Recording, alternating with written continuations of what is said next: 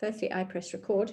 What I'd like us to do to start this evening is for each of you to take a moment to write into the chat what the biggest win has been for you. And that could be a change in how you experience your body, your energy, your moods. It could be a big aha.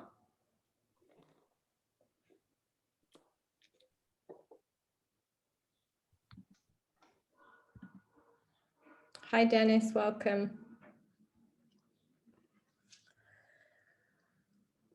So just take a moment to share in the chat what has been the biggest win for you so far on this journey.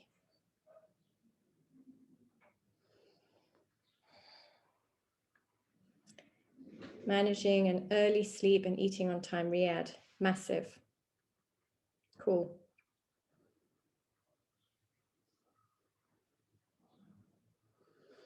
And maybe Riyadh, you can write the actual benefits. So that's the change that's happened. What are the benefits that you're feeling or experiencing in your body, your mind, your emotions, your relationships even maybe? This stuff has far-reaching consequences. Hey, Dennis. So we're just sharing the biggest win that we feel we've had in the journey.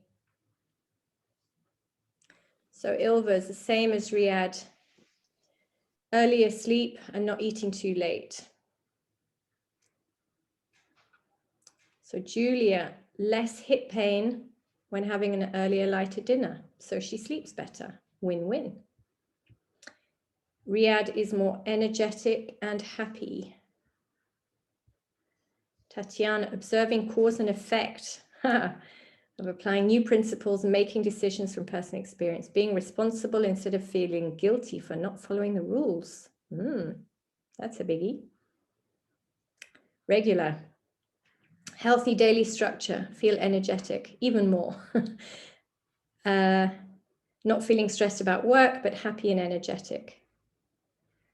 Dennis is winning by not eating too late, particularly with your early bedtimes, I would imagine, Dennis. Aoife, feeling very clearly the difference every little change makes. Awesome. Thank you, everybody. So today, if you managed to read the very long email, I edited this one down so many times and then it kept growing longer, and then I edited it down and it kept growing longer again. So yeah, apologies. Somehow I couldn't, maybe I don't want this to finish. Maybe that's what this is about.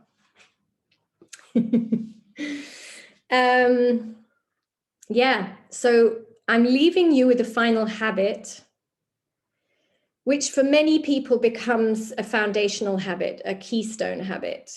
And that means it's a habit that holds the rest together.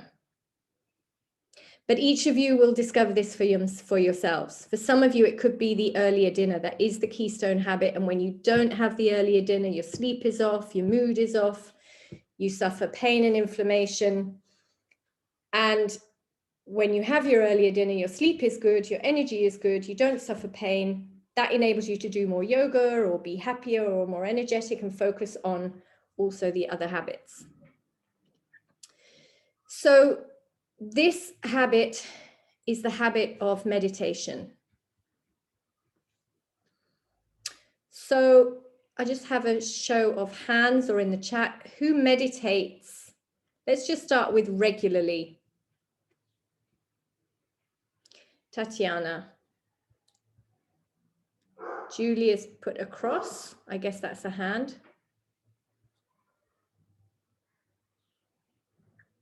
Nobody else is having a regular meditation practice. Okay. And then those of the two of you who gave me a little wave, who does it every day? Like regular, not regular. she's in the group. So Tatiana, you're doing it every day. Well done. Okay. Riyadh is visualizing his dives as a form of meditation, and he was doing it daily. Okay. So meditation as possibly a foundational habit, keystone habit. I just want us to look into this. And as I explained in the email today,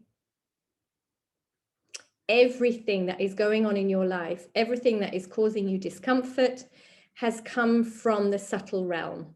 That means it's there as energy and it's there as a thought or a belief, way before you feel it in your body. Yeah. So a lot of my emails that have gone out to you over the course of this program, we've talked about beliefs. Can I repeat? Yes, I can, Julia. Everything that you are experiencing in your physical body and in your life existed before on the subtle realm. So either in your thoughts or your beliefs.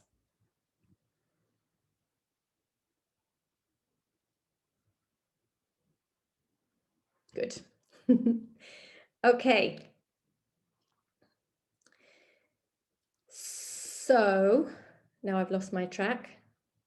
Oh yes, so all of my emails over the course of this program, and you've had a lot of them, if you go back through them, you will see that pretty much all of the time, there's something about beliefs or thought patterns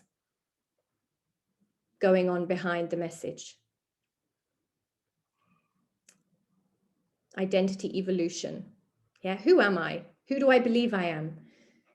Do I believe I deserve to feel the best I can feel? Or do I believe that I need to put my work first and not get enough sleep and deal with insane amounts of stress and not speak up when I'm tired and push through because that's what everybody does? Yeah, this is all subtle realm stuff. And this is where we're going to go today. Because when you start to access the subtle realm through your mind and you become aware of your beliefs and you become aware of your thoughts, guess what? All that's been going wrong starts to go right. The mind is an immensely powerful tool. In yoga, we say it is your most loyal servant, most powerful servant. But when we have any servant, we need to give it instructions. Because otherwise, it doesn't really know what to do. Keeps itself busy, but it's all kinds of random stuff. Yeah? So if you want to start creating your day, you have to start by disciplining your mind. Because then when your mind understands what you want to achieve, it has this huge power to help you move in that direction. When you don't harness it, then you're ending up stuck in negative loop patterns of limiting thoughts, behavior which then comes from those thoughts, and that behavior then manifests in dis-ease, disease, yeah, out of balance. That's where the word comes from. Ease is our natural state. So having a practice enables you to become the master rather than your mind being your master. And we call it in yoga the monkey mind because it really is that crazy sometimes.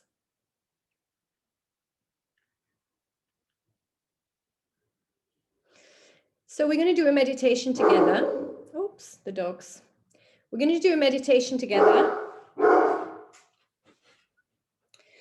So wherever you are, I just invite you to sit comfortably, and if possible, to sit with your spine straight, not leaning against the back of a chair or cushions, wherever you happen to be.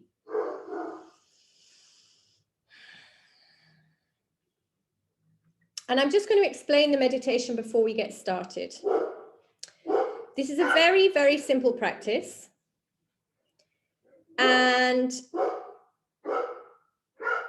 But it's one that really enables you to connect mind and body together and feel much more integrated.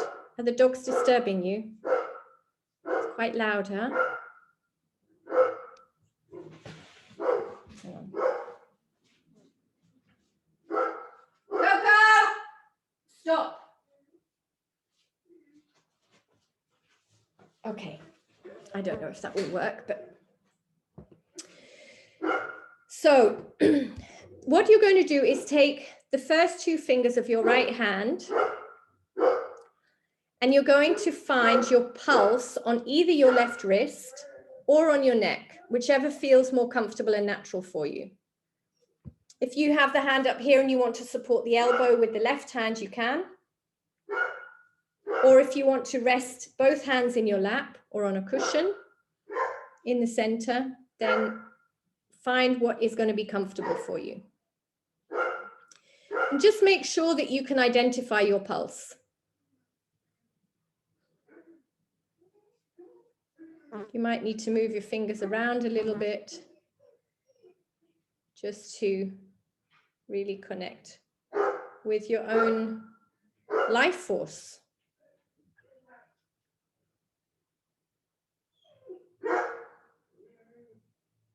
Okay, so you can relax that for now. I just ask you to close your eyes. And we'll just take a few moments to center.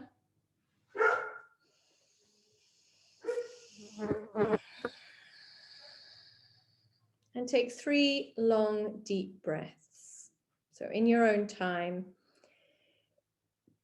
inhaling fully, being aware of the breath coming in, the expansion it creates,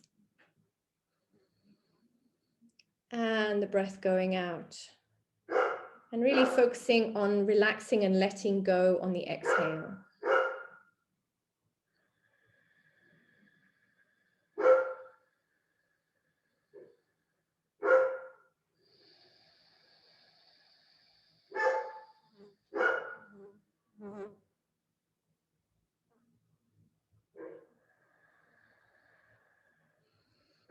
And when you're ready, find your pulse wherever feels most natural and comfortable for you.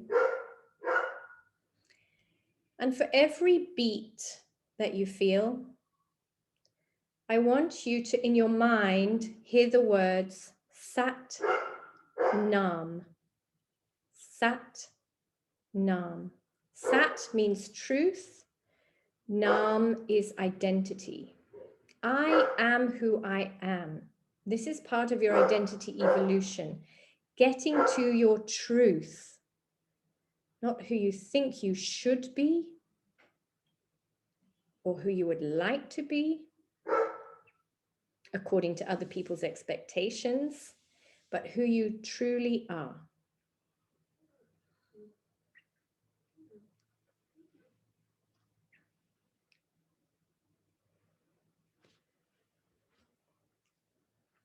So just silently hearing that mantra in your head with every heartbeat, coming closer and closer to your truth.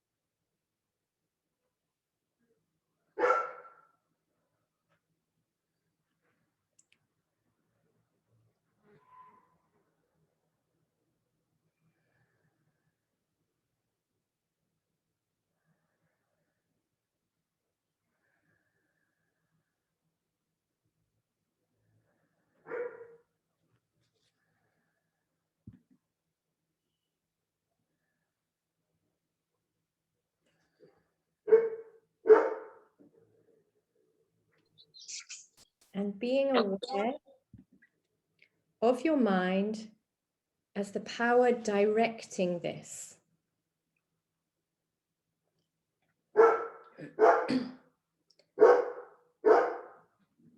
Your mind directing the mantra, and the mantra integrating you once more with your truth.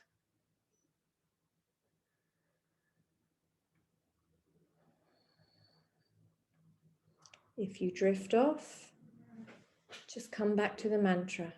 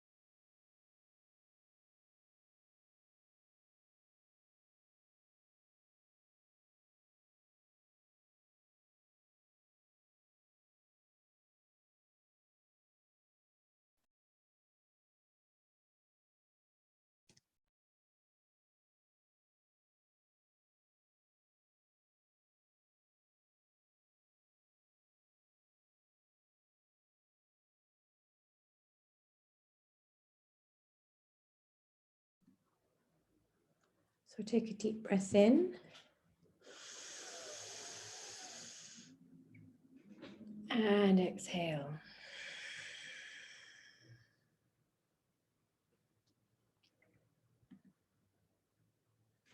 And just take a few moments before you come back.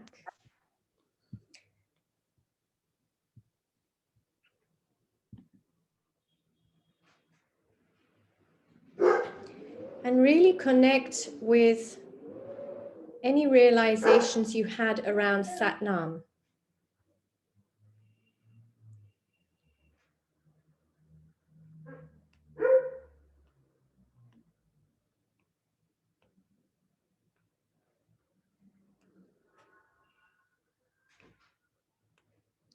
So that can be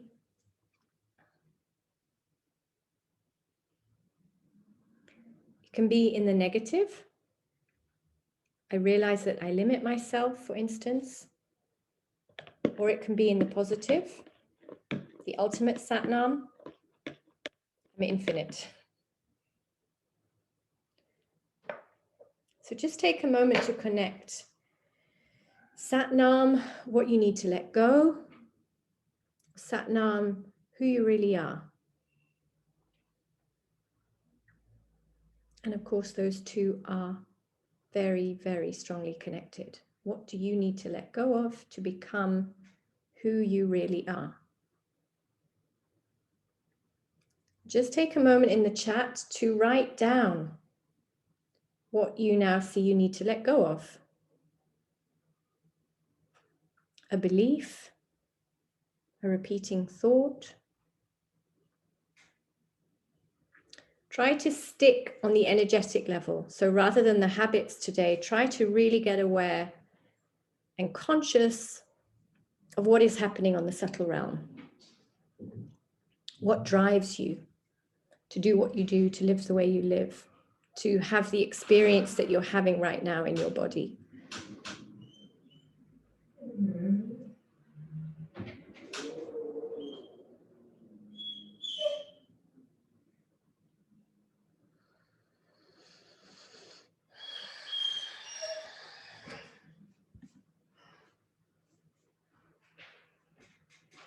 Hi, Anna. Hi, Holger. Welcome.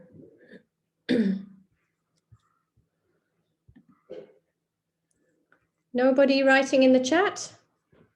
Ah, Tanya. I have to let go of my inner judge. Yeah. We judge ourselves super harshly. We wouldn't dream of judging another person the way we judge ourselves. Let the negative thoughts go. Can you be more specific, Riyadh? What is the thought?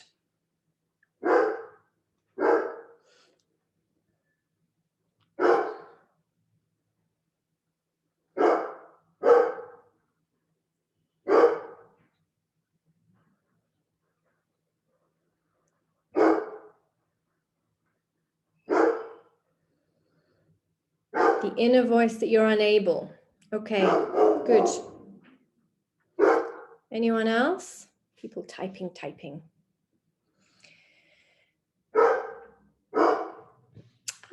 Negative emotions such as anger and sadness, not to be afraid of.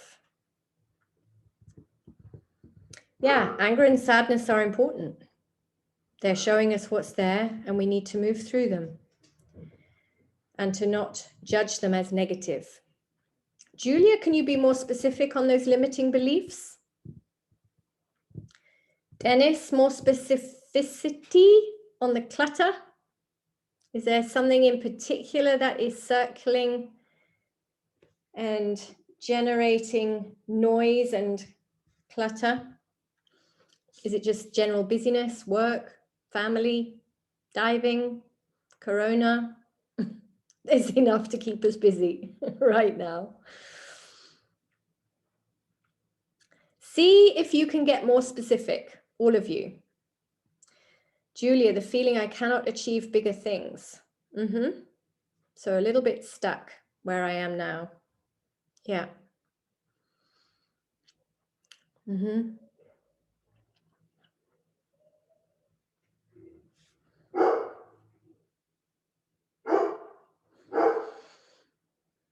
Anybody else? Who have I not seen yet? Ilva, Holga, Francis, Eva.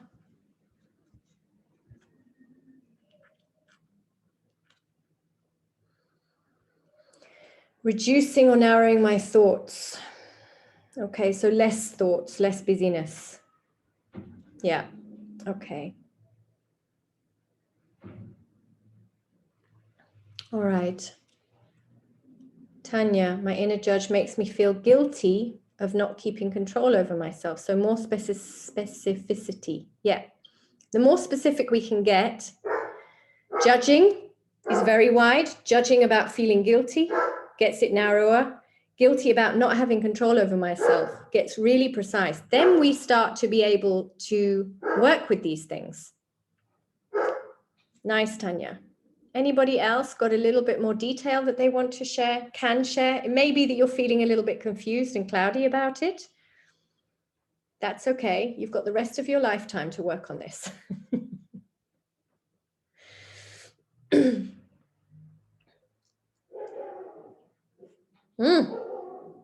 Here's a biggie. Negative thoughts about being loved by someone. Negative about myself. I lack confidence. Worries about keeping my family in good condition because they depend on me. My brother's problems creating big issues.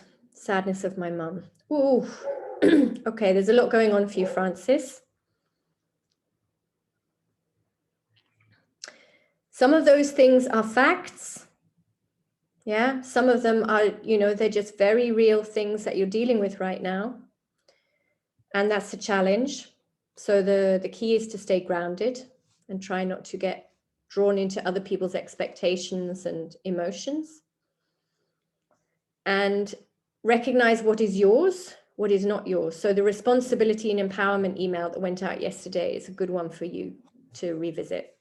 And maybe the graphic is something that you can print off and keep.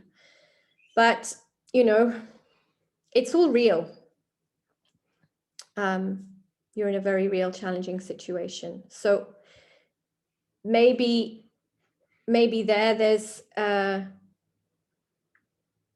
allowing yourself to be a bit kind allowing yourself to be a bit gentle with yourself and to recognize how much you're coping with at the moment. Yeah. So if so much to get rid of the thought, I'm not my story, while accepting the story as a valid part of myself. Yeah, that's starting to go very deep.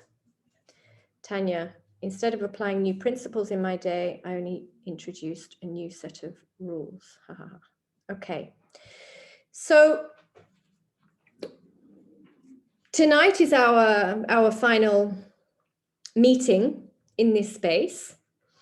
And I really want us to look at meditation and the importance that it has in our lives. Because as I've already explained, everything that you're experiencing that is working, everything you're experiencing that isn't working, started on the subtle realm with a thought or a belief. So learning to get in touch with that, learning to get subtle awareness around what it is. The problem is that this voice has become so familiar in our head, we don't even recognize it's there. But there is this incessant, most of the time, diminishing voice or negative voice that keeps us small. And so the first thing is to recognize that it's there and recognize what it's saying to you.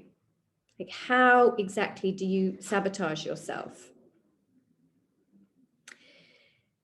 And to help us get a little bit more clarity, I want to talk about what the yogis call the 3 malas.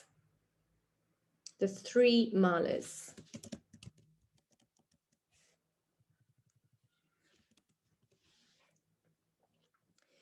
Now, a mala is a chain of beads on the one hand, but it is also the way that the yogis deciphered self-sabotage. And it comes from 3 main places. So there are 3 main energies around our self-sabotage. So this might help you to see, is it fear of not being enough? Is it fear of being judged? Or is it fear of failure, for instance? Okay, so the first mala is Maya mala, and it's located at the 3rd eye. Okay, if you want to have a visual representation of Maya mala, it's this. You get all wrinkled up here. Yeah, it's analytical and it's judgmental. And an interesting thing here is that the judgment can go in both directions. Everything has a polarity. So it could be, I'm not good enough, so I'm not going to start. And one thing that I see that happens a lot in meditation, myself included, is that I'm having a good regular practice, I miss a day, and then I find it almost impossible to get back to that regular practice for just having missed 1 or 2 days, or it could be a holiday that comes in between. And deep, deep, deep down in there is a judgment about myself of being not good enough, or just not good at meditation. When I was doing my teacher training about 18 years ago, it took me 6 tries to get through a daily meditation practice. And I was really blocked and I was judging myself. But on the other hand, so there's negative judgment that we make about ourselves, which sabotages us. There's another judgment that we make, and it's like, everybody else are idiots. I don't want to work with this company. I don't want to do this project. I don't want to dive with this person because they're not as good as me. Yeah. So that's also a Maya mala, which gets in the way and is a negative thought loop. We may not recognize that one as negative because we're projecting it on other people, but it has an energy that keeps us stuck. Okay, so the judgment can be about ourselves, and it can be invalid judgments about other people. All right. The next mala, heart center, Anava mala. So I'll just Maya. Oh, it doesn't, spell check doesn't like that. Maya mala, Anava mala. So Anava mala is at the heart center. And this is really a big contraction here. Nobody loves me. I'm not good enough. They don't see me. I'm not accepted. And what then happens is that we push people away. It becomes a prophesying belief or self-sabotage technique. The heart is closed. We can't let people in. Rather than saying, I'm stuck, can you help me? We just sit in our negativity and remain there, and then we can't move. So this has been part of the work that we've done in the group and in the forum. Yeah, when you feel stuck, reach out. What's going on for you? Tell us. Let yourself be supported. That's Anavamala, and open. Yeah.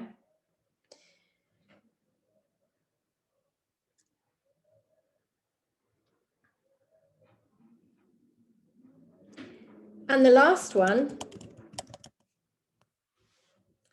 does anyone want to have a guess at where this one is found? Karma Mala. You can unmute or type in the chat. Where is this one found?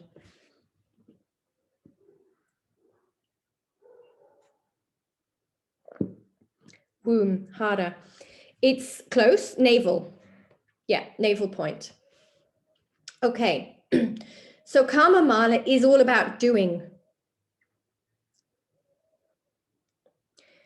And it can be just that we feel paralyzed and we don't even start.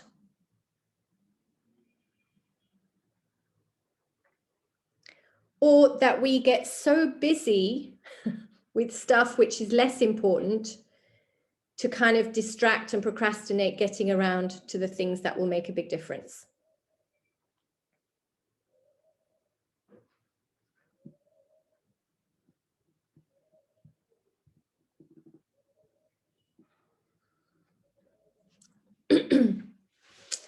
So how many are you today? Let me see. 1, 2, 3, 4, 5, 6, 7, 8, 9, 10. Cool, 10. So what I'm going to do today for our last sharing is to put you into groups of 2. And I want you to share with your partner what resonates for you with these malas, and try to get specific about connecting them to these beliefs, the subtle realm.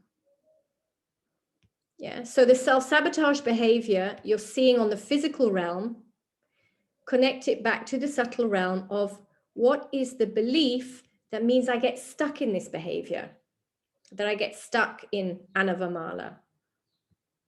I can't trust anybody. Of course I can't trust anybody. The world is bad. Everyone is bad.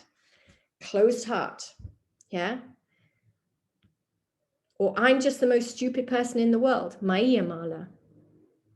Or I'm just so busy and overwhelmed I couldn't possibly take on that big project or think about reorientating. Yeah. So what I want you to do is to each take 3 minutes. So you've got quite a lot of time to actually go into some juicy stuff here. And what I'd like is for this to be a witnessing. So it's not a conversation. So you can decide who goes first. There can be clarifying questions asked along the way, but keep them really short and direct because it's not your sharing. You just want to say, did I understand that right? Yeah. And you take 3 minutes. So does everyone have a timer with them? Or something they can use as a timer? I will put a message in the group also. I hope you see those to let you know when it's, I'll let you know at 2 minutes. Okay, so then you have 1 minute still for the first person to share. And then I'll give you a reminder when it's changeover time. And again, at the 2 minute mark. Okay, but keep an eye on your timers yourself, because it helps you to stay focused. And these sharings are not about the full story. It's not about getting lost in the drama. It's really about getting precise. Okay, so the tighter you can be around this, the better. Any questions? Yes, can you please explain, because what I understand is only Maya Mala, it's about me. So, No. Maya Mala is about the sabotage of judgment. Okay, so it's not only about you. It's you either judge yourself and say, I'm not good enough.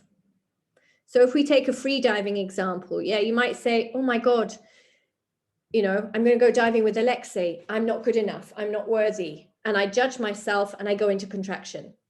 And then because of that contraction, you dive like shit. Yeah, rather than being relaxed and just enjoying the experience. The other contraction might be that somebody says to you, you know, I've just done my level 1 or my level 2. Can I dive with you? And you're like, oh, he's just a beginner. What does he know? I don't want to dive with him. Yeah. So it's judgment, analytical thinking, which creates separation and distance. Is that clearer? Yeah. yes, clear. Okay. Does anyone else have any other questions?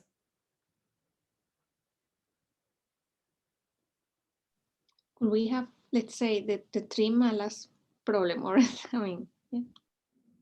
Yeah, you can have all 3. And in fact, they kind of filter down. Look, what happens here can then close your heart and then can block you the action. So yes, you may find that you resonate with all 3. Yeah, but there might be one that you recognize is a stronger trait for you. So we lost Dennis again. Okay, he may come back in. But in the meantime, I will be partnered with somebody. Are you all okay? You ready to do this? All right. So 3 + 3 minutes. I'll alert you at 2, and then at changeover, and then again at 2. All right. See you later.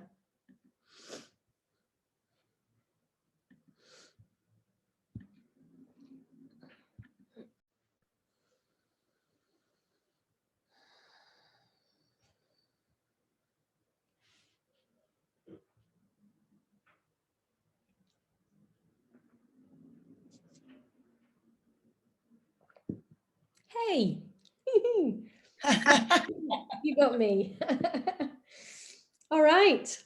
You want to go first? Want to go first? Yes, I can try. Okay. Okay.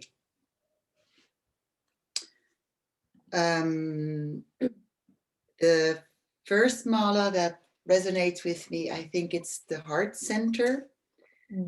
And I feel that I often want to please, and I don't want to have too many confrontations.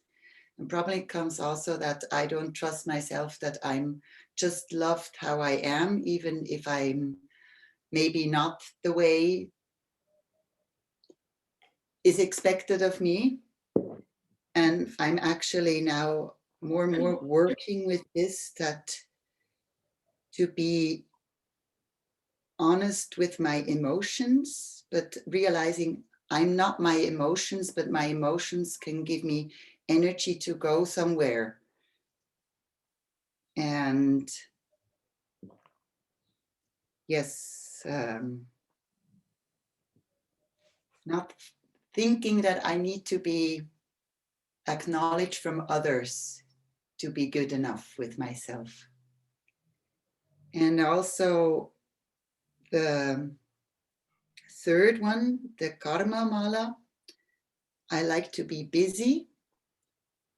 And sometimes you're busy in one thing and the next thing comes, but I cannot let go the old thing. So it's like two things I love, but I don't really know while doing it, which one is now more important for really me, for my being, for my going, for what's coming. And yes, to mirror that for myself. Also, do want, like, I have a lot of work, which I'm very grateful for. But at the moment, there are like 3 projects at once.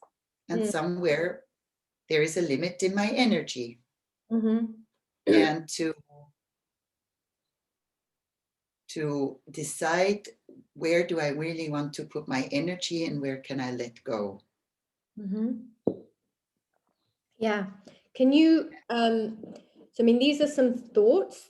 Maybe you need to get clear on some things, but is there a belief or are you recognizing something that you can change within yourself to stop this pattern? You mean now the pattern doing too much or the pattern pleasing? They could be connected. They could be connected. Well, the pleasing, I feel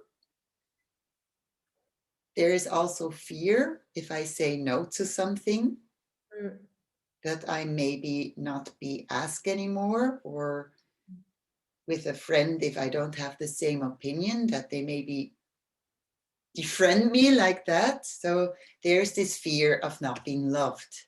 Yeah. Yeah. Yeah. But what's now happening just lately, that I say much more no to things. And when I get triggered, first I feel like I'm saying nothing, but then in myself, no, I have the right to say no. No, this is not my opinion. It's okay to, like, somebody judges me for something, but I have another feeling about it and it's right for me. So just to acknowledge it to myself, that it's okay to not be the same, in the same opinion like my best friend. It's okay. But I'm learning. Yeah. Yeah. Constant awareness. Yeah. Okay. So we're gonna, yeah, go on. I'm gonna give you more time. So Oh, that's very nice. okay. And about these thoughts, I was just thinking about what you're thinking is also coming. And there is one little child, she's maybe going to be 6 in one of my classes, and she can really trigger me. Oh. Yeah. And that's very, I'm really, what is going on with me and her? That there are these things. Is it me? Or is it her story that she brings? And it's very strong for me because I love her, but we, boom, sometimes. Like, we're making this choreography and the kids may also have their ideas. And we decided that we are different animals because we are on an animal planet. And she just didn't want to be the animals, only the chipmunk. And she started to decide the whole thing for herself.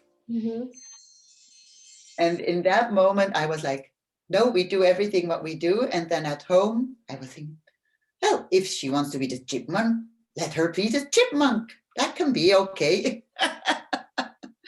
So I have all these little thoughts in myself. Yeah. I mean, situations like that, if she is your mirror, or if this situation is your mirror, what can you take from it?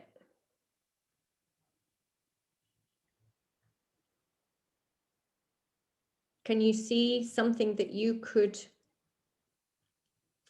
you know, does she reflect something back at you? Or is it an She experience? has her own head. Mm-hmm. She has her own visions. But sometimes when she goes through with only these things, the other kids, they don't have space anymore in the class because she really takes my energy. Okay. So there's I don't know the there's mirror yet. there's a dominance which triggers you. Yeah. Okay. All right. And I feel sorry for the other kids. I'm sorry I took all your time. No, no, no, no, it's fine. It's interesting to talk, and you know, I can give you a little bit of extra support. Yeah, I would try to understand what it is in her behavior specifically that triggers you, and try to see, is that something that somebody might see in you, or something that you recognize in yourself which you're not willing to accept and integrate? Mm-hmm.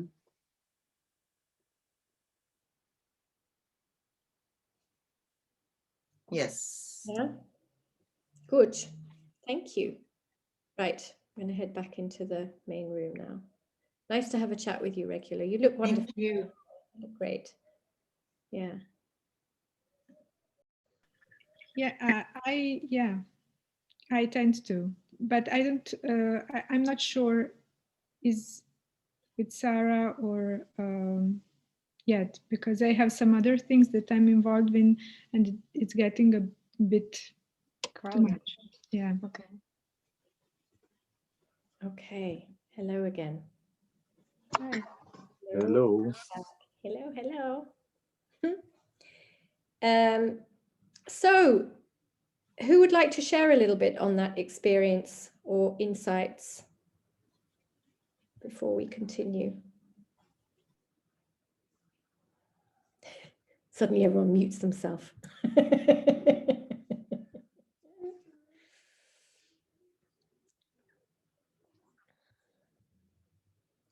Any clarity or even confusion? Is there a question?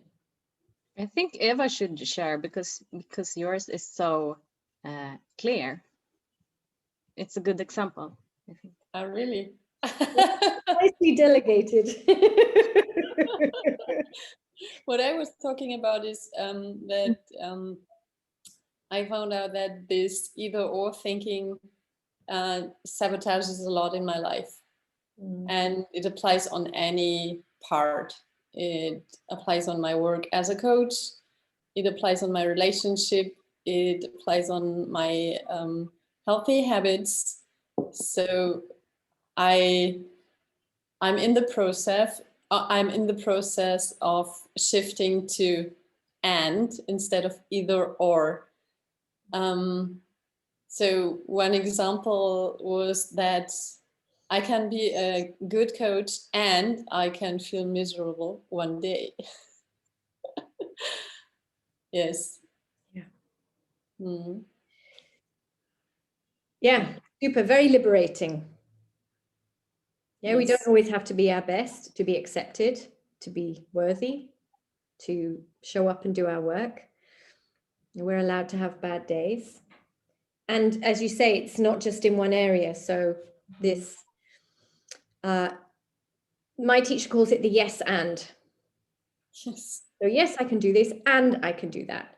And this is it's a challenging concept. And this is where meditation really gets useful, because our small mind, our functional mind, loves to polarize, loves duality. You're either good or you're bad.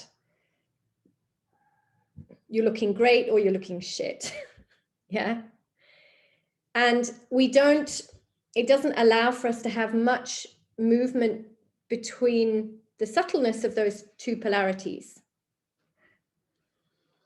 But when we say, so in Ava's case, yes, I can be having a bad day, but still be a good coach. Yes, I'm having a bad day and I'm a good coach. That's my mala. I'm not a bad coach just because I'm having a bad day. And then it filters down through the heart opens. Yes, I'm having a bad day and it's okay. I love myself. And boom, that filters down through to Karma Mala. And I'm going to do my job and I'm going to rock and I'm going to be authentic. I'm going to show up authentically. So meditation is where this starts. So my final challenge for you, but I hope it's not my final challenge, is that you all start to have a daily meditation practice. Now, the meditation that we did, the Sat Nam, feeling your pulse, connecting with your life force energy, using the mantra to expand beyond your limiting beliefs, to see that you are truth. And this is this is not the finite truth of I'm a 40-something-year-old woman. Yes, I might be. But guess what? In just over a year, I'm going to 50-year-old woman. So that's not an absolute truth. Yeah. An absolute truth is what is unchanging and will remain forever unchanged. That's an absolute truth. So you come to Sat Nam and you come to this meditation of this is my pulse beating. This is my life force. And who am I really? So it expands way beyond all of our concepts of ourselves. And it can be quite challenging sometimes it can be extremely challenging to stay connected to that because of course we're in the reality. Thank you, Holger. Turning 50 doesn't hurt. I've still got a year to come to terms. It can be extremely challenging to integrate that as really a conscious part of our daily life. And in fact, I would say, in case you're going into my EML and saying, well, I'm rubbish because I can't do this. That is the realm of enlightened beings. Okay, so if you're not quite there yet, don't beat yourself up too much because none of us are. But it's this, the meditation enables us a space in our day, in stillness, to come back to that as a possible reality. Yeah, I'm not saying you have to believe in it, you have to feel it, you have to experience it, but come back to it as a possible reality of, what if I am infinite? What if there's a part of me that is divine? What if there's a part of me that is so vast, I can't even see a fragment of it, really? And just open the door to your mind, can even just be 1 centimeter, to allow that might be possible about yourself. And that shifts the energy. And then the questions start arising. Well, maybe I am good enough. If I'm infinite and the Dalai Lama is infinite, oh, that kind of changes things. We're no longer in Maya Mala comparing. We realize that we're all the same. Thank you for coming, Francis. Good night. We realize that we're all the same. We all have these struggles, but at our deepest, deepest place, we're all divine. And meditation, a commitment to meditation, is really the only place that reliably you're going to find it. Yeah, you may have a crisis and a breakdown, which becomes a breakthrough. That can also happen. But if we're taking the model of responsibility is empowerment, taking the responsibility for your well-being and recognizing, if I meditate, I'm empowered in my own life. I'm no longer waiting for somebody else to make me happy, somebody else to clean up the house, somebody else to answer all my problems. It's me. But in meditation, we train the mind. And so then what you've got is your mind saying every day, how can I serve you? How can I serve you? And then it's as if you have the energy of the universe behind you. Because you do. Basically, you do. If you are infinite and you're opening your mind to that, and the mind says, how can I serve you? You're connected with the source of everything. And so then,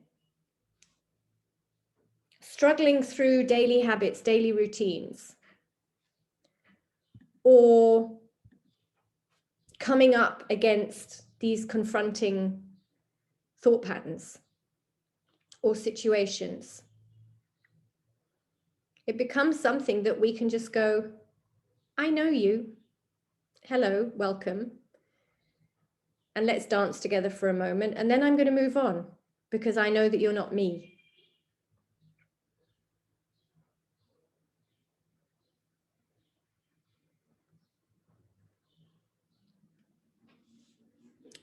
There's a line in William Trubridge's book, Oxygen, which says, you cannot free dive on meditation alone. Ah, Tatiana, good question. I'll come back to that. So there's a line in William's book which says, we can't free dive on meditation alone. And I think that comes from a masterclass I taught with him, where he's very, very technical. And I'm sitting there saying, yes, there's that perspective, but there's also mine, which is meditation is everything. And the students in there going, who the hell are we supposed to believe?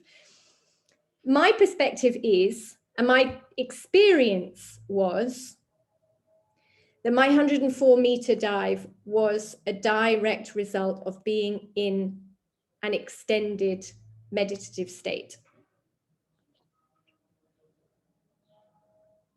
I trained my mind intensely over a long period of time so that my mind was constantly communicating with my body. So this ties into Riyadh and his visualizations. If your mind is connecting in with your body and your mind is telling your body what it needs to do, your body is hearing that. We hear our own inner chatter. Yeah. So whether it's the bullshit or whether it's stuff that you are in control of and you're directing, you're hearing it.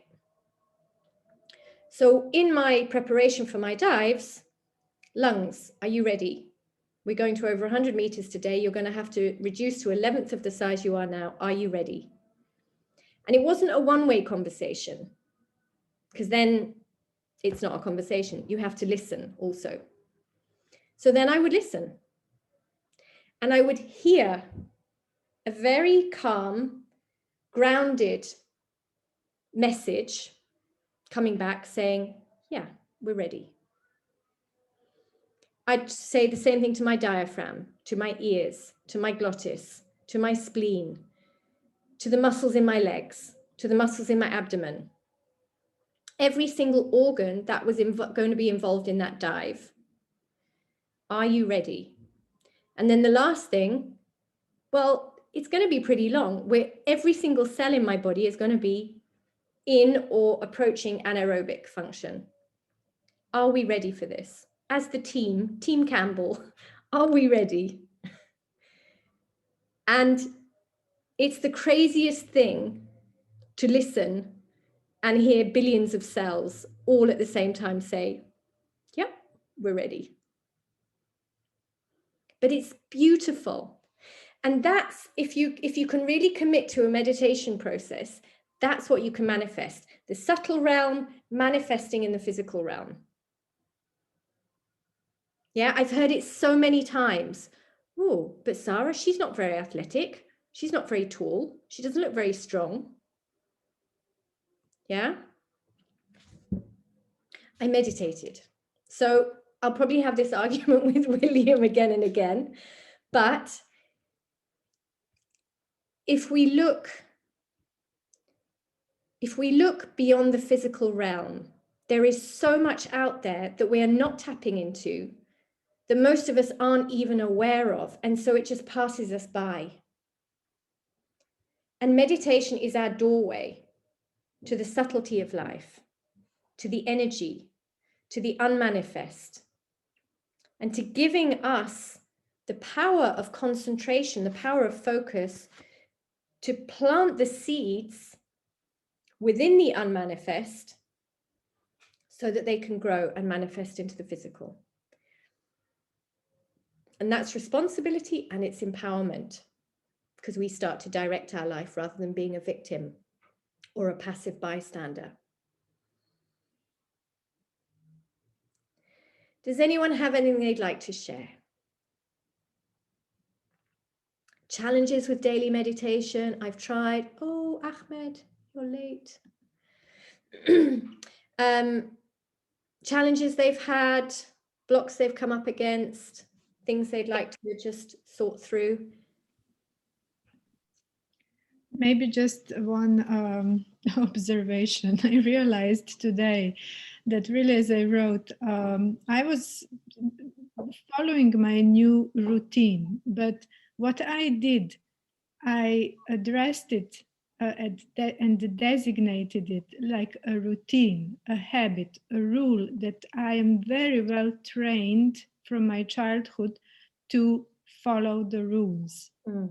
So when I missed 1 or 2 days, maybe just to check up if this is working, and I realized that yes, it is working if I keep to my 3 meals a day and going early to bed. I suddenly found out that I'm not feeling well, that I am very guilty about not following the routine. So I wasn't enjoying. There was no joy. And this is what, but I also meditate.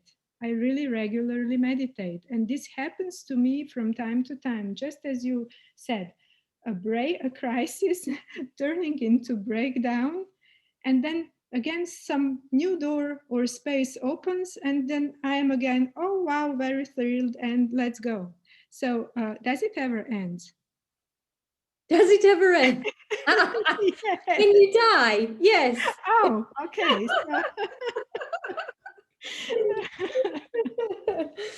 Okay. When you die. Yeah, and it's, you know, what you're saying there is nice, because you start, your awareness can start to come from a different place. So rather than I should be doing this because Sarah told me, you're connecting in with your inner wisdom. I do this because it makes me feel better. I do this because my body is giving me the direct feedback that this is good for me, that I find balance. I find ease, which is the opposite of dis-ease. Yeah. So then it actually becomes easier, because it's no longer an intellectual argument or we have to force ourselves. Yeah. We have to have that consciousness at the beginning, which hopefully this month has instilled in a small bit. But then after that, once we start to feel the benefits, it's like, oh, well, why wouldn't I? Yeah. Oh, somebody's inviting me for dinner at 8:30. Can we either make it 6 or can we meet on another day? Or can we meet for lunch? Yeah. So the questions and the resistance is kind of resolved almost by itself. So Riyadh, I believe in a saying, it's in your head what will put it in your hand. Okay, so the mind is directing the reality. Yeah. Mental preparation. Ahmed, it's really lovely to have you with us. The time changed in Europe, so I'm afraid we're rounding up. But would you like to turn your video? Oh my God, sorry. Yeah. No. I had no idea. Yeah, I'm sorry. It was very unfortunate that the clocks changed in Europe last night. And I did put it in the email, but I wasn't sure if everyone would see that bit. We're talking about thoughts and beliefs, and working with meditation to get clearer on how we block ourselves. Is there anything that you'd like to ask or share, or it's maybe I'm putting you on the spot a little bit, seeing as you've missed the call. I just want to give you the opportunity. Yeah. I was actually thinking about this as I went on a walk today. So I'm listening to a book called How to Do the Work. It's written by the holistic psychologist. I don't know if you've heard of her or her Instagram account or the book, but it's a really interesting book about the power of the mind and how we can fix ourselves, basically, or we can heal. Fix is a bad word, but heal. We can heal ourselves. And how the mind can, or like how some people heal from sicknesses like cancer and other seemingly impossible illnesses with nothing but the power of their mind. And I'm just thinking about how to do that. I mean, it's all, I believe in it, and I think it's possible. But how can one do that? Like when it comes to, like practical steps. Of course, the book, gives you practical steps, but I feel like I go through the steps, but they don't really lead me anywhere. Or maybe am I expecting the results to be very quick? Should I be more patient? What results are you looking for? Is it to do with your health? Yeah. So as we've been discussing, everything that manifests on the physical plane has existed already in the subtle realm, often for a long, long time. Yeah, my ulcerative colitis came, I finally got diagnosed almost 20 years ago, but I was having symptoms, increasingly severe symptoms for, I don't know how many years, 5, 10, I don't know, years before that. And for even the most subtle of those physical symptoms, maybe the first little bit of bloating and discomfort, or the first time of feeling a bit constipated. In order for that to get to the physical realm, it existed on the energetic realm for a long, long, long, long time. So that needs to be reprogrammed. Yeah. And so there needs to be a deep conviction that this is the path that you want to take, and that you really dedicate yourself to consciousness. And you can perform visualizations and healing meditations. You need to relax. Parasympathetic nervous system is where the healing happens. And when we're running and busy and stressing, the parasympathetic nervous system can't activate. So even if we're sitting still, but we're on our phones, we're not in the parasympathetic nervous system, no matter what we tell ourselves, because we're stimulating ourselves with the screen. When I was diagnosed with hepatitis A, I had a real wake-up call, because I went to see my acupuncturist, who's an amazing guy. And I said, I parked my car down the road and I had a little wander past the shops on my way to see you. And he was like, you wandered? And I was like, yeah. I walked slowly and I wandered into some shops and then I came to see you. He's like, Sarah, you have to be really serious about this. Like when you have any kind of liver dysfunction, the liver is an amazing organ because it can regenerate, but it needs energy to do that. So he said to me, for 6 months, maybe even a year, it's like you lie in bed, you sleep. When you can't sleep anymore, you look at the ceiling or you look out of the window. When you can't do that anymore, you read a book. But you don't look at a screen. You don't watch television. You don't watch movies. And this is like before social media. And that for me was like, holy whatever, really? I mean, of course, I didn't do it 100%, but it was, it was that contrast of, well, what I'm doing and thinking I'm relaxing to what relaxation really means. And real relaxation is here. Yeah, this is my first Yoga for Freediving course, deep relaxation. It starts in the mind. It starts with this concept of ease. I feel at ease. I don't need to run. I don't need to prove myself. I don't need to be anything other than I am in order to be accepted and loved. I see.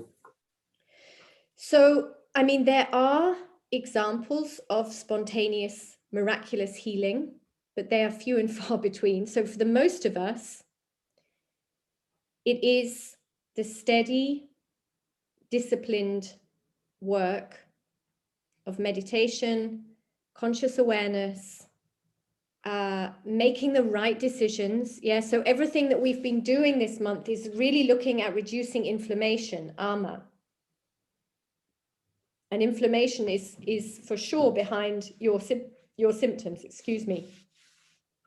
So really think, you know, am I doing all I can today to reduce inflammation?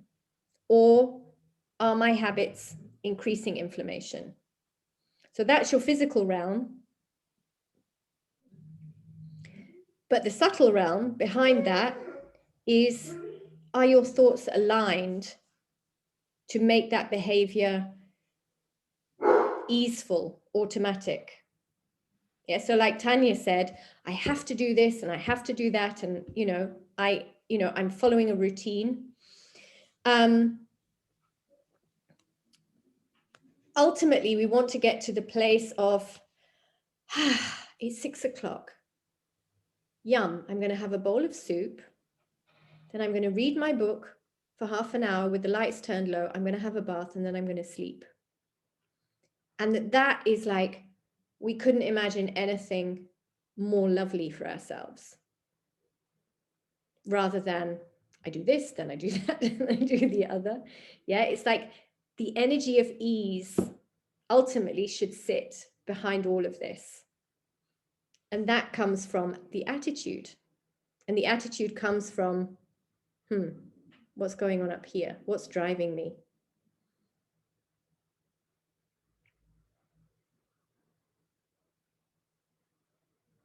Thank you. You're welcome. Thank you for joining us. So Regular says, do I have some meditation propositions? What is meditation? Can you elaborate, Regular? Not sure I understand what you're looking for specifically there. Okay, I try my English. Like I do meditation like in your classes, which they are mantras. I'm doing sometimes meditation with the app. I do pranayamas. Now we did Satnam. What all is meditation? Or can I just do something for myself, like sitting 5 minutes listening to music and just be with myself? What all belongs to meditation? Yeah, okay. All of the above. So Holger has pointed out, yes, in my email is the link to a video for this meditation. So you can use that as a starting point, as Holger says. So the main thing with meditation is to make it regular.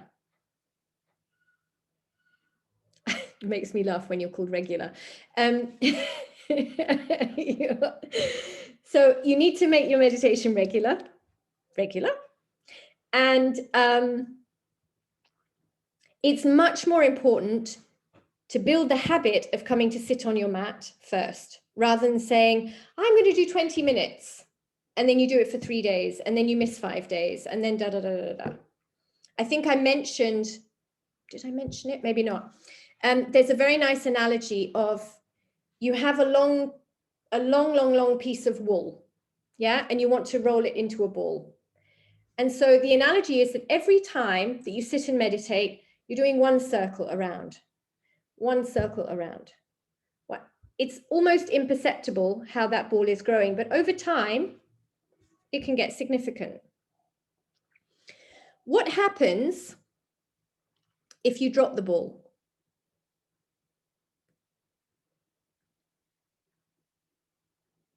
it doesn't just undo one circle, it rolls all the way across the bloody room. Yeah. You miss one day and you undo a week or more's worth of good work that you've done because you lost the consistency. You lost that connection with, I'm important. My practice is the most important thing in my day, and I'm going to make this a priority. Yeah. So dropping the ball, just one day of meditation, it's all the way over there. Okay. And then you can start again to wind it back up again, one circle a day. So in the video that I've shared, it's a 3-minute practice. Yeah, the video itself is 15 minutes. You know, I talk quite a lot. But there's an explanation and da, da, da, da. But you can just fast forward to the start point of the meditation. We've done it together today. And if you need that kind of structure to get you going, then use it. Back to the bigger picture of Regula's question, you know, what is meditation? There are so many different forms of meditation. Yeah, even Regula's been practicing Kundalini meditations with me for years. There are tens of thousands of different meditations. So you can chant and you can do visualizations and you can do pranayamas and you can do all kinds of different things. Then you've got the Buddhist lineage, which has probably got just as many. They tend to be more analytical or breath focused, but they do have mantra as well. Now there's mindfulness, which is the new thing that's cropped up to despiritualize meditation, but that's basically what it is. And on and on and on and on. Okay. So the first thing is the habit, to build the habit, coming to the mat.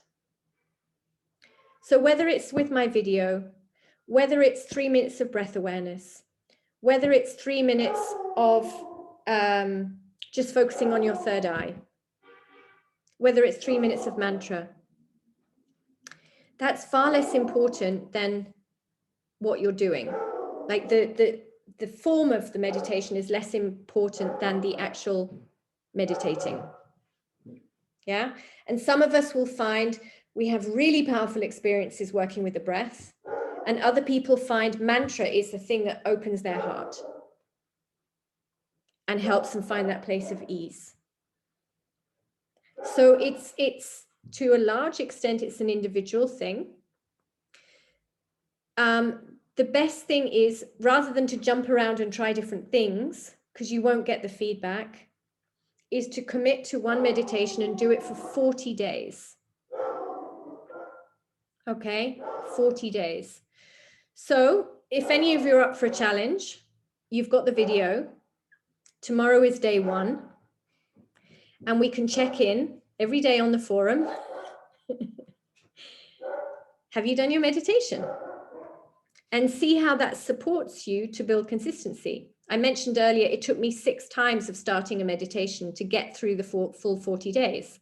It was pure hell because I wanted to be the best in the class. My perfectionism kicked me so hard in the butt. It was unreal. And I finally got the message. I still tend towards perfectionism, but you know, I finally got the meditation done by not having to be the best in the class and 11 minutes. It's like, okay, I'll just do 3 minutes a day. And this is the exciting thing for me in that story. Somewhere around the middle of that process, the previous 5 times of trying it, I'd given up at around day 14, day 15. And it's, oh God, I forgot it yesterday. Because the thing with a 40-day meditation is you miss a day, you go back to day 1. I hadn't mentioned that. Okay, that's important. So it's not like, missed day 15, never mind, I'm on to day 16. Or I just repeat day 15. No, back at day 1. It's harsh, but you get the lesson that you need to learn. And so for me, round and round and round and round and round, I basically quit the teacher training as a result of this. And my teacher said, look, just come back to the next session and no pressure, blah, blah, blah. Anyway, at some point I had a session with my life coach. He'd been away for a few weeks. And he said, ooh, something's different. You've got a different energy. You're grounded. You're calm. I like this. What's going on? What's changed? And I was like, I don't know, nothing. He said, well, this is really powerful, Sarah. I've never seen you like this. Figure out what you're doing differently. And I was like, yeah, okay, whatever. I knew I felt different as well. I mean, I could really feel it, like profoundly different. And then a few days after that, I was with my acupuncturist, the same guy that told me about the hepatitis. And acupuncturists take your pulse, and they can actually check the energy flowing through your various organs. And he was like, ooh, different, better, nice, grounded, calm. Never seen you like this before. What's different? And I was like, I don't know. It's funny you should say that, because my life coach said the same thing last week. And the good thing about my acupuncturist was he'd put the needles in, and then I'd lie on the table and relax. And sometimes I would talk, and sometimes I would be silent. And I was chatting away to him this time, and I said, oh yeah, and you know that stupid meditation I've been trying to do for the last 4 months and failing? I said, oh yeah, I've given up, you know, I'm only doing 3 minutes a day now, but I'm on day 20. Oh my God, I'm on day 21. I'd got out of the perfectionism, and I'd gone through that period of self-sabotage, day 14, day 15. And I was just meditating without it being a big deal, without it being a big ego trip, without me just going, hey, look at me, everybody, I'm super spiritual and I meditate every day. I was just getting on and doing it. And I was the worst in the class, because they'd already finished that meditation and the next one, and they were on to the third. And I was still on the first. But that experience for me, yeah, it was not only my mind was calm and I felt grounded, my energy in my body, my acupuncturist picked up that the whole energy in my system had changed. That is where we're impacting our physical health massively. So that for me was like, oh, wow, it really does work. Okay, I'll keep meditating. And that's really the lesson that we all need to take. I was lucky that was one of the lessons that I got on my path. But this concept of starting a meditation and committing to doing it for 40 days and just seeing what comes up for you. What resistance? Yeah, you've all probably experienced some resistance with the food, with the sleep, with the whatever. What is that resistance about? What is it telling you about yourself that is unable to give good, which is unable to give nourishment to you? Because whether it's the sleep, whether it's the food, or whether it's meditation, we're nourishing ourselves on all levels. And if we're not nourishing ourselves, we're depleting ourselves. So do you believe that you deserve to nourish yourself on every level? And see what resistances come up, what excuses. Oh, I'm busy. Oh, somebody else needed something from me.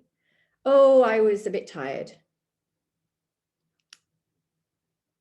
What's more important?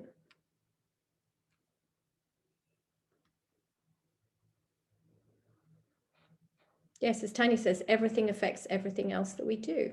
Absolutely. Would anyone else like to share something before we close? It's a very, very big topic, but it's very, very, very, very important.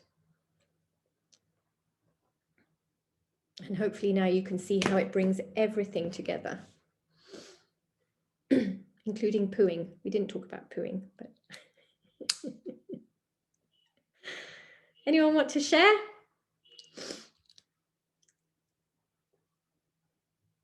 I thought Julia was going to share, then she leaned forwards and then, no.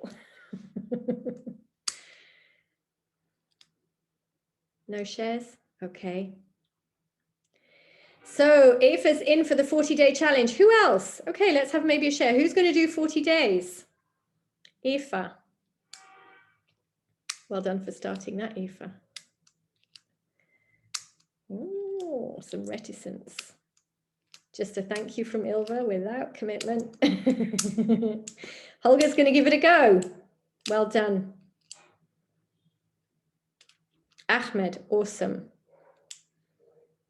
The forum stays open. We're going to be there, okay? I'm going to keep checking in with you all. So those of you who really want to give it a go and dive in, awesome. Those of you who want to just see, then that's also a good start.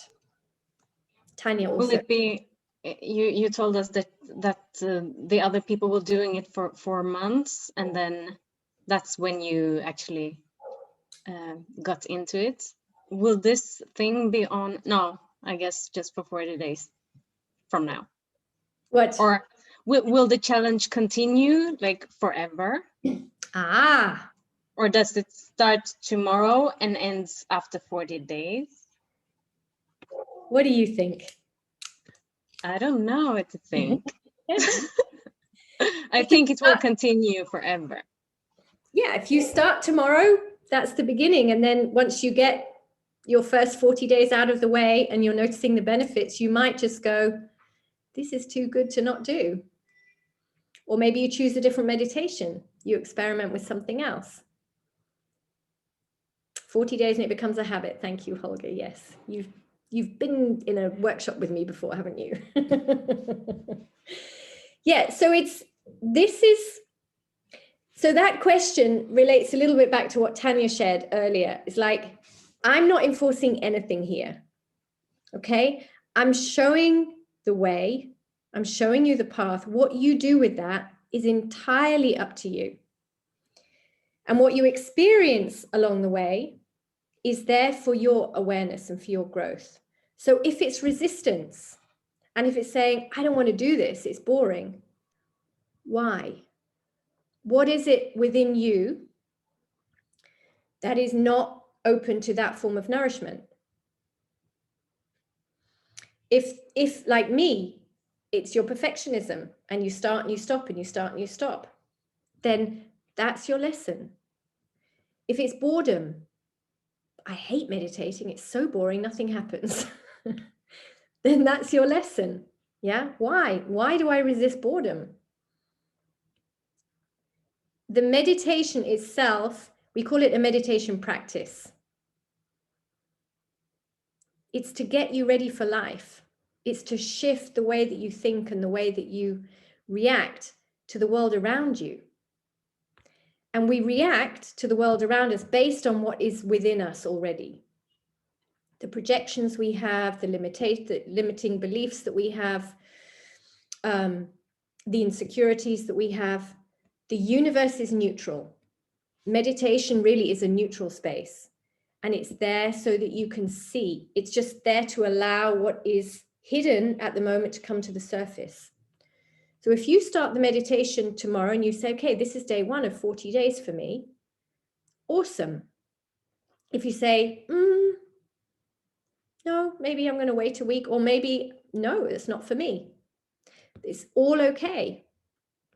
It's your path to walk. But that's what yeah, no, go on. That's what I meant. If I'm not ready tomorrow, maybe after 10 days. So will I only have 30 days then, or will it continue? Then you do your 40 days whenever you start. Yeah. Whenever I you understand. Yeah. Yeah. Yeah, you start when you're ready. It's, I remember my teacher saying to me, you sit to impress yourself. You're not doing it for anybody else. Don't talk about your meditation practice. Yeah, other than just showing up in the meditation in the forum, maybe with a tick or a smiley. Yeah, I was there today. But don't go boasting and bragging about it. It's like, it's there for you. I'm here for me. Look at me. I'm prioritizing me. And that's the only relationship you're going to have for your whole life. You want to invest in it. And so showing up on the mat every day is, I'm here for me, and I'm impressing myself with my commitment. Nobody else.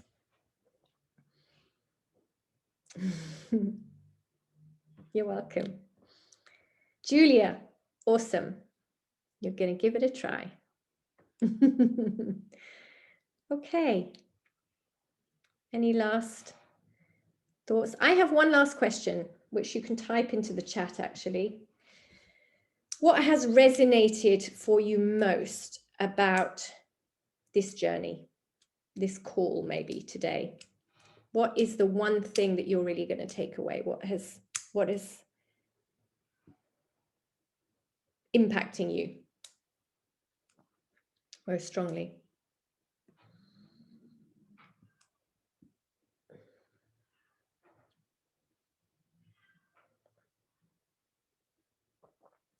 That I can change things. Absolutely, Julia. Beautiful.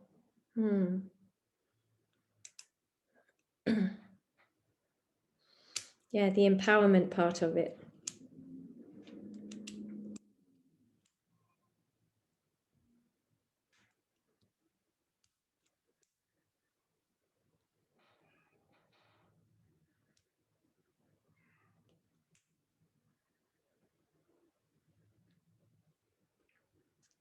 Tanya, going to bed early. Awesome. Confidence and self-love from Regular.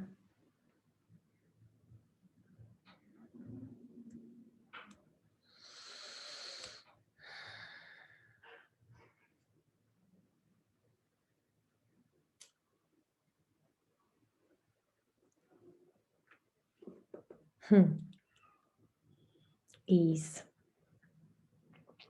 Yeah. Kaizen. Yeah, possibly a new concept for some people. Make the small steps, not the big leaps. So much nicer. Yeah. So I think probably you're aware, raise awareness of the small changes. Yeah. So I think you're all aware that there's an opportunity to have a one-to-one with me by jumping into the deep dive quiz, which is sort of very specific questions about what is showing up for you in your life and what isn't working for you and where you'd like to see change. And then you can book a one-to-one with me. The idea behind this is that this work that we've done together this month actually goes on for a whole year. And if you have noticed some small changes and you're recognizing the benefits, just imagine what might happen if you were to continue doing this for a whole year, working with a group, digging into your beliefs, scraping them aside every time something comes to the surface, every time you hit some resistance or some discomfort, and recognizing that's there for me to learn from, that's there for me to resolve something. Okay, so the link to the deep dive quiz is in the email. I'm going to be sending some more information out this week. I'd love to chat to you if you're interested. And yeah, it's an amazing journey. I've got, I think, 13 people who are already in there. We've just come to the end of their first 6 months. And the resonance is amazing around Kaizening, finding their keystone habits, like the one thing that really supports them, and shifting some really deep, sticky beliefs. Some of them around relationships, some of them around just their own self-love. So if that speaks to any of you, then please do the quiz and then sign up for a chat with me, and I'd love to spend a bit more time with you. Sarah, I have just one question, last question. What is the situation concerning Corona in the hub now? Do you really see maybe in some future or distant or near that we can come and have You can come now. Oh.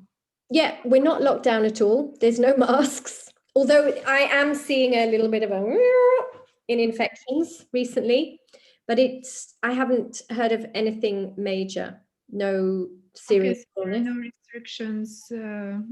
If you want to come, book a flight, book a hotel. You can get your PCR test done on arrival, as long as if you're transiting, they might need it, or your airline might need it. So you would need to check about that. But other than that, we're kind of business as normal, which is a little bit strange here. So come, everybody. Yeah. Anything else? So Anna, I'm just checking up on the chat. Anna, so the thing that's resonated from her, to do the meditation. Yeah. Yeah. Put time aside for yourselves. Nourish yourselves deeply. That's the deepest level, is the meditation. Then it's the sleep, and then it's the food. Okay. So I will see you all in the forum. Thank you so much for an amazing journey, for an amazing call this evening. Please unmute yourselves. And we can just share the love. Thank you. Yeah. Thank you very much. Thank you so much, Sarah. Thank you very much, Sarah. Mommy. I'll see you all soon. All my love. Yeah. Bye, everyone. Mwah. Bye. Bye. Bye.